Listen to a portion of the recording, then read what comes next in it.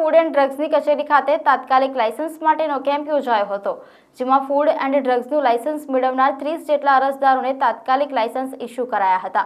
પાલનપુર સેવા સદન 2 ખાતે જિલ્લા ફૂડ એન્ડ ડ્રગ્સની કચેરી ખાતે કેન્દ્ર સરકાર દ્વારા શરૂ કરવામાં આવેલ તાત્કાલિક લાયસન્સ યોજના અંતર્ગત કેમ્પ યોજાયો હતો, જેમાં ફૂડ એન્ડ ડ્રગ્સનું લાયસન્સ મેળવનાર અરજદારોને 30 જેટલા લાયસન્સ ઇસ્યુ કરવામાં આવ્યા હતા।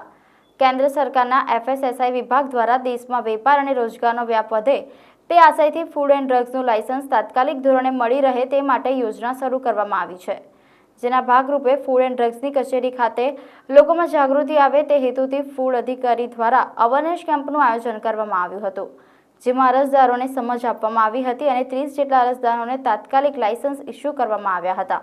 આજે અમને ફૂડ ઓફિસર સાહેબ શ્રી PS પટેલ સાહેબના ફોન આવ્યો હતો કે આજે આ સરકારશ્રીનો નવો કાયદો આવ્યો છે ભારત સરકારનો કે તત્કાલ લાયસન્સ સેવા જે આજથી ચાલુ થાય છે એના સંદર્ભે અમારું સમગ્ર મીઠાઈ બર્તન એસોસિએશનના બધા હોદ્દેદારો આજે ઓફિસ ખાતે ઉપસ્થિત રહ્યા।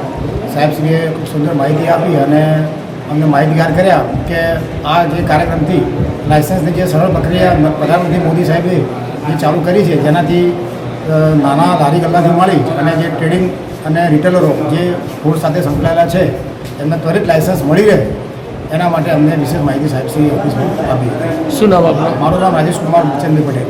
સાહેબ, આજે જે તત્કાલ ડ્રગ ફૂડ લાયસન્સનો આપણો જે કેમ્પ રાખવામાં આવ્યો હતો, કેમ્પ બહુ જ ઇમ્પોર્ટન્ટ અને અર્જન્ટ બધા કોઈને વ્યક્તિને હેરાન ના થવું પડ્યું અને અર્જન્ટ બધાને લાયસન્સ અપાઈ ગયું છે। એક એ સરકારની બહુ સારામાં સારી એક યોજના છે અને લોકો એમાં આ યોજનાથી લોકો હેરાન થતા બચે છે, એટલે ખરેખર આ જે યોજના બનાવી છે ઓનલી 1 ડેમાં લાયસન્સ આપવું એ બહુ સારી એ સરકારની એક યોજના છે। શું નામ આપનું?